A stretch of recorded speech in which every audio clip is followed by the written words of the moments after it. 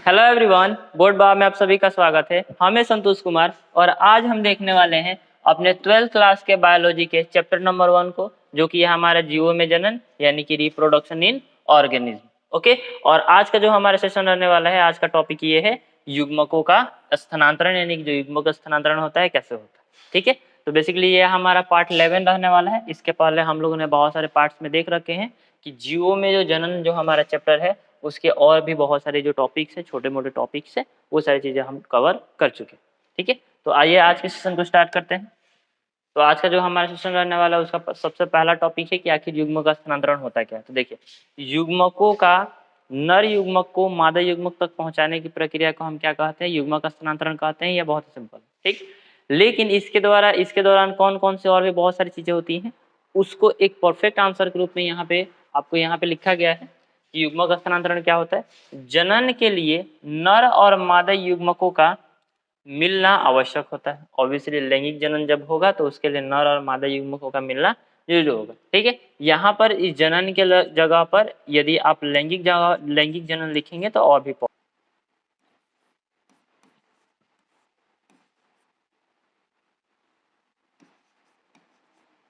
लैंगिक जनन। ओके, तो यानी कि लैंगिक जनन में नर और मादा युग्मक मिलना बहुत ज़्यादा जरूरी होता है। इस प्रक्रिया को युग्मन यानी कि जो जनन होता है या फिर निषेचन आप कह सकते हैं, इसे आप निषेचन भी कह सकते हैं। निषेचन जिसे फर्टिलाइजेशन कहते हैं। ठीक है, युग्मकों का मिलन एक चुनौतीपूर्ण प्रक्रिया है। जो युग्मकों का मिलन होता है वो इतने आसानी से नहीं होता है, बहुत स्ट्रगल करना पड़ता है। खासकर उन जीवों में जहां नर और मादा युग्मक अलग अलग होते हैं, और खास करके वैसे जीवों में जिनमें नर युग्मक और मादा युग्मक दोनों अलग अलग जगह पे होते हैं, अलग अलग जीव में पाए जाते हैं, उसमें बहुत ही ज़्यादा उसमें प्रक्रिया चुनौतीपूर्ण होती है। ठीक है, आइए इस प्रक्रिया को हम समझते हैं। तो यहाँ पे लिखा है, इस प्रक्रिया के दौरान इसमें क्या आता है कि जो हमारे सबसे पहले युग्मकों का मिलने का तरीका होता है वो दो टाइप से हो सकता है। ओके, एक होते हैं चलनशील, ओके, और अचल युग्मक, और दूसरे होते हैं द्विचलनशील या युग्मक। ओके, तो जो चलनशील या अचल युग्मक होते हैं वो क्या होते हैं, तो अधिकांश जीवों में नर युग्मक यानी कि जो स्पर्म होता है, जिसे हम शुक्राणु भी कहते हैं, शुक्राणु। ओके, तो ये क्या होते हैं, ये आपके चलनशील होते हैं। जैसे कि हम लोग जानते हैं कि शुक्राणु के एक पूंछ होता है जिसके द्वारा वो चीजों में तैर सकता है, चीजों में चल सकता है। ओके, और वो सक्रिय रूप से मादा युग्मक यानी कि जो आपका होता है अंडाणु,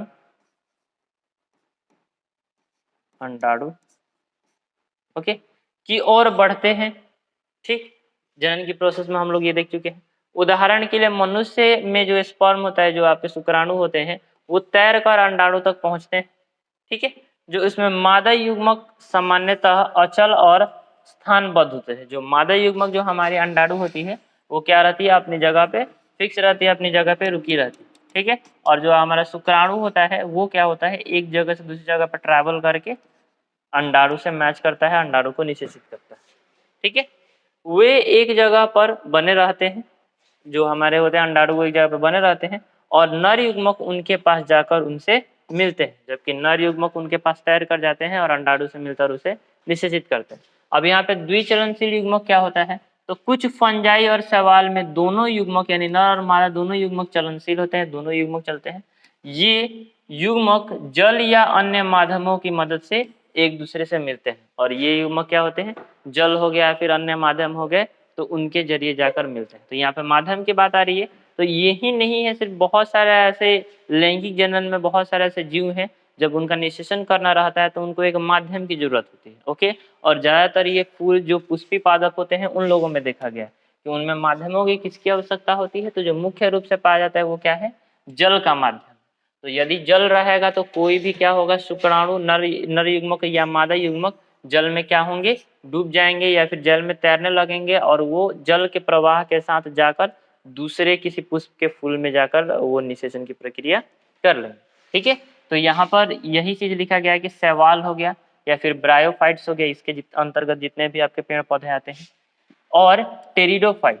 ओके, इन सभी जैसे जो भी पादप हैं उस सामान्यतः पादप में जल एक महत्वपूर्ण माध्यम होता है। इन माध्यमों के लिए इस टाइप के जितने भी पेड़ होते हैं उनमें जल एक बहुत ही ज़्यादा महत्वपूर्ण माध्यम होता है, जिसके द्वारा अपनी निषेचन की प्रक्रिया कर पाते हैं, नर और मादा युग्मक मिल पाते हैं, जिसके माध्यम से नर युग्मक मादा युग्मक तक पहुंचते हैं। वही बात मैंने भी बताया।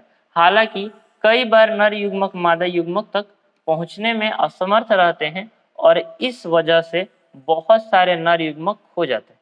ठीक है, बहुत बार क्या होता है, अब ऑब्वियसली जो नर युग्मक होंगे बहुत सारे पानी में गिरेंगे, ओके, लेकिन सभी तो नर युग्मक अंडाणु तक पहुंच नहीं जाएंगे, बहुत सारे नष्ट हो जाएंगे या फिर बहुत सारे दूसरे जगह पर चले जाएंगे। तो ऐसे में बहुत सारे उसमें नर युग्मक क्या होते हैं, खो जाते हैं, लेकिन हाँ जनरली निषेचन की प्रक्रिया हो जाती है। इस समस्या को हल करने के लिए नर युग्मकों की संख्या मादा युग्मकों की संख्या की तुलना में कई हजार गुना होती है। और इस समस्या का भी एक समाधान है, प्रकृति ने इसका भी एक समाधान निकाल कर ये रख दिया है। इसमें क्या किया जाता है ना, जितने भी मादा युग्मक होती हैं उनसे कई हजार गुना कितने होते हैं, नर युग्मक होते हैं। कि अगर एक दो फेल हो भी गए या फिर 100 की संख्या में वो फेल हो भी गए, निषेचन नहीं हुआ, तो कोई ना कोई तो एक होगा जो कि उस अंडाणु को निषेचित करेगा। ठीक है, इसलिए जल एक बहुत ही महत्वपूर्ण ये है माध्यम का काम करता है। इसी प्रकार से जो आपका वायु होता है, वायु भी एक महत्वपूर्ण माध्यम का काम करता है। मान लीजिए कि जो पुष्प है, फूल है, उसका जो पराग कण है, पराग कण हवा बहा और पराग कण हवा में उड़ गया, ठीक है, और उसने जाकर मादा के वर्तिकाग्र को निषेचित कर दिया, मादा के वर्तिकाग्र से जुड़ गया, निषेचन की प्रक्रिया होगी। तो इस प्रकार वायु के माध्यम से निषेचन की प्रक्रिया भी होती है। ओके, बहुत प्रकार के जीवों के माध्यम से होती है। मान लीजिए आप ऐसे फूल की ऐसे बाग है, उसमें आप ऐसे घूम रहे हैं और आप हाथ से ऐसे फूल के छूते जा रहे हैं, ठीक, तो आपके हाथ में क्या होगा, परागकण लग जाएंगे ऐसे फूल को छूने पर, और वो जब आपका हाथ दूसरे फूल के वर्तिकाग्र पर जाएगा तो आपके जो हाथ में परागकण लगे होंगे वो उस पर झड़ जाएंगे, उस पर गिर जाएंगे। तो इस प्रकार से भी निषेचन की प्रक्रिया हो जाएगी। या फिर अन्य जैसे तितलियां वगैरह हो गई या फिर मधुमक्खियां होंगी, तो उनके माध्यम से भी, उन जीवों के माध्यम से भी जो आपका नर युग्मक होता है वो मादा युग्मक तक पहुंच पाता है। ओके, तो चलिए आइए देखते हैं आज के अगले टॉपिक को। तो आज का जो हमारा अगला टॉपिक रहने वाला ये है कि आखिर ये परागण होता क्या है और इसकी कितने टाइप होते हैं। तो परागण देखिए बेसिकली क्या होता है कि जो भी आपके फूल होते हैं, फूल के जो भी वर्तिकाग्र होता है, ठीक है, फूल का आपका जो भी वर्तिकाग्र होता है उस तक जो नर युग्मक यानी जो शुक्राणु जो आपके वो होते हैं परागकण होते हैं, उनका वर्तिकाग्र तक पहुंचने की ही प्रक्रिया को हम क्या कहते हैं, परागण कहते हैं। और जब वो मिल जाते हैं तो नए युग्मक का निर्माण कर लेते हैं। ठीक, यहाँ पे बहुत ही सुटेबल टाइप से यहाँ पे आपका परागकण का डिफिनेशन दिया हुआ, तो बहुत सिंपल ही हो गया। यहाँ पे देखिए पूरी तरह से आपको दिया गया है कि परागण के बारे में बताया गया है कि बीजीय जो पादप होते हैं उनमें नर युग्मकों की वजह जो वाहक के रूप में होते हैं परागकण कार्य करते हैं। तो जो भी आपके ये पादप में नर युग्मक होते हैं तो उसके वाहक के रूप में कौन काम करते हैं, परागकण होते हैं। परागकण के अंदर ही नर युग्मक स्थित रहते हैं, ठीक है, और वो बस एक जगह से दूसरी जगह पर सुरक्षित ले जाने का काम करते हैं। जबकि परागकण हो गए, पराग कोश में उत्पन्न होते हैं। जो परागकण होते हैं, पराग कोश, ये जो ऐसे खाली डब्बा की तरह दिख रहा है वो आपका पराग कोश है, उसके अंदर परागकण और इन्हें वर्तिकाग्र पर स्थानांतरित होना पड़ता है ताकि निषेचन संपन्न हो सके। और वो क्या होता है, उन्हें जो परागकण होते हैं उन्हें वर्तिकाग्र तरफ स्थानांतरित होना रहता है ताकि उसमें जो परागकण के अंदर नर युग्मक पाए जाते हैं वो मादा युग्मक अंडाणु को निश्चित कर सके। ठीक है, अब यहाँ पे जो आपके परागकण होते हैं वो दो टाइप के होते हैं। एक आपका नर युग्मक, ये आपका पर परागण हो गया, दूसरा आपका स्वपरागण हो गया। देखिए, तो पर परागण क्या होता है, तो जितने भी पर परागण होते हैं, जितने भी जीवों में पर परागण होते हैं उसे पर परागित पादप कहते हैं। तो जो भी आपका पर परागित पादप होगा जिसमें नर और मादा दोनों युग्मक अलग अलग जीवों में होते हैं उनको हम लोग पर परागित कहते हैं। ठीक है, तो जो आपका परागण की ये प्रक्रिया होती है, ठीक है, परागकण वर्तिकाग्र पर जाकर अंकुरित होते हैं और पराग नली के माध्यम से नर युग्मक अंड तक पहुंचते हैं। और यहाँ पर जो हम लोग देखना चाहते हैं जो वर्तिकाग्र होता है ना, तो जब परागकण इस पे जाता है तो इस पे अंकुरित होता है और इसमें दो रास्तों का निर्माण करता है और जाकर ये अंडाणु को निषेचित कर देता है। ठीक है, चलिए स्वपरागण क्या होता है, तो स्वपरागण का डिफिनेशन भी यहाँ पे लिखा है कि जितने भी स्वपरागित पादप हैं, ये जैसे कि मटर के पौधे हो गया, इनमें क्या होता है परागण और वर्तिकाग्र पास पास होते हैं जिससे परागकण सीधे वर्तिकाग्र पर गिरते हैं और निषेचन की प्रक्रिया होती है। यानी कि जो आपके क्या होते हैं, ये आपका पराग जो कोष हो गया, पराग जो कण हो गया, वो वर्तिकाग्र के नजदीक ही रहते हैं और अपने ही फूल में इन दोनों का क्या होता है, निषेचन हो जाता है। ज्यादा कहीं दूर से परागकण को लाने की जरूरत नहीं होती है। इसे हम क्या कहते हैं, स्वपरागण कहते हैं। ओके, चलो आइए देखते हैं आज के अगला टॉपिक को।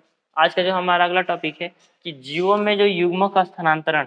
ओके, तो एकल जीवों के लिए सबसे पहले एक लिंगी जीव, जो आपके एक लिंगी जीव होते हैं, पहले उनके लिए बात करेंगे। ओके, हालांकि इसमें ये कान नहीं रहेगा। एक जो एक लिंगी जीव होते हैं उनके लिए बात करेंगे कि एक लिंगी जीव जस्ट लाइक मनुष्य हो गए या फिर कोई जानवर हो गया। ठीक है, तो वो जो एक एक लिंग अलग अलग जीवों में पाए जाते हैं, उन लोगों में जो युग्मक स्थानांतरण होता है किस प्रकार से होता है। तो जहाँ नर और मादा युग्मक अलग अलग जीवों में बनते हैं, युग्मकों के स्थानांतरण के लिए विशेष क्रियाविधि विकसित होती है। ओके, जहाँ पे नर और मादा अलग अलग होते हैं, वहाँ पे युग्मक के स्थानांतरण के लिए विभिन्न प्रकार के अलग अलग क्रियाएं होती हैं। यह लैंगिक जनन की महत्वपूर्ण घटना होती है, जिसमें युग्मकों के सफलतापूर्वक मिलन और निषेचन सुनिश्चित होती है। ये जो होती है वो विशेष करके लैंगिक जनन के लिए महत्वपूर्ण घटना है, जिसमें क्या होता है, युग्मक मिलते हैं और निषेचन की प्रक्रिया होती है और फिर नए जीव का निर्माण। ठीक है, चलिए आइए देखते हैं आज के अगले टॉपिक को। आज का जो हमारा अगला टॉपिक रहने वाला है, ये सारी चीजें हम देख चुके हैं कि उसकी विधियां क्या हो सकती हैं। ओके, अगला टॉपिक जो हमारा है कि आखिर ये युग्मक जो स्थानांतरण है उसका महत्व क्या है, उसका वैल्यू क्या है। तो सबसे पहले तो जीवों के विकास में इसका बहुत ज्यादा वैल्यू किस प्रकार से है। तो युग्मक स्थानांतरण जीवों के विकास और निरंतरता के लिए अत्यंत आवश्यक है, बहुत ज्यादा जरूरी है। यह प्रक्रिया लैंगिक जनन को सक्षम बनाती है, जिससे नए जीवों का निर्माण होता है। अब देखिए, जो युग्मक का स्थानांतरण है, जब तक युग्मक का एक जगह से दूसरी जगह पर स्थानांतरण नहीं होगा, यानी कि जीव का निर्माण नहीं होगा। ठीक है, और लैंगिक जनन में हम लोग जानते हैं कि लैंगिक जनन में जब दूसरे जीव के नर युग्मक दूसरे टाइप के मादा युग्मक से मिलते हैं, तो एक थोड़े से विकसित प्रकार के जीव या नए प्रकार के जीव का निर्माण होता है। ठीक है, तो यदि ये प्रोसेस नहीं रहता तो नए नए जितने भी आपको वेरिएशन देखने को मिल रहा है कहीं ना कहीं नहीं। ठीक है, तो जो भी आपको वेरिएशन दिख रहा है, कितने सारे प्रकार के पेड़ पौधे हैं, घास हैं, बड़े आम के पेड़ हैं, या फिर जितने भी छोटे मोटे पेड़ पौधे हैं वो सभी, या फिर जितने भी प्रकार के जीव हो गए, इतने सारे टाइप से जानवरों के, वो सभी टाइप्स कैसे क्रिएट हुए हैं, कहीं ना कहीं लैंगिक जनन के थ्रू। और युग्मक, ये लैंगिक जनन कैसे पॉसिबल हो पाया है, आपका युग्मक स्थानांतरण के थ्रू। ठीक है, अब यहाँ पे अनुवांशिकता विविधता की बात है कि अनुवांशिक रूप से भी होते हैं, जैसे कि अभी हम लोगों ने बात किया। तो युग्मक स्थानांतरण अनुवांशिक विधियों को बढ़ावा देता है, जिससे जीवों की प्रक्रिया को बदलते वातावरण में अनुकूल होने में मदद मिलती है। इसके बारे में हम लोगों ने पहले भी देख रखा है कि अनुवांशिकता बहुत ज़्यादा जरूरी है और नई नई गुणों को ऐड होना जरूरी है, ताकि अभी के कंडीशन में वो जो भी जीव है वो सर्वाइव कर पाए। ठीक है, लास्ट जो हमारा टॉपिक वो है कि जीवों की जो निरंतरता होती है, जीव जो कंटिन्यूअस रहते हैं, उसके बारे में। तो युग्मक स्थानांतरण जीवों की निरंतरता सुनिश्चित करती है, जिससे प्रजातियों का अस्तित्व बना रहता है। और ये सुनिश्चित करती है कि जब तक युग्मक का स्थानांतरण होता रहेगा, नए जीव का निर्माण होता रहेगा और उसमें क्या होगा, नए जीवों में नए प्रकार के गुण आते रहेंगे। ठीक है, और उनका अस्तित्व बना रहेगा, वो कभी भी खत्म नहीं। ठीक है, उनकी प्रजाति खत्म नहीं। ठीक, तो आई होप आप लोगों को ये सारी चीज़ें समझ में आई होंगी। ठीक है, चलिए देखते हैं कि इन टॉपिक से रिलेटेड आपके एग्जाम में कौन से ऐसे क्वेश्चन आ सकते हैं जो कि बहुत ज़्यादा जरूरी है। ओके, तो आइए देखते हैं इन सभी टॉपिक से रिलेटेड क्वेश्चन को।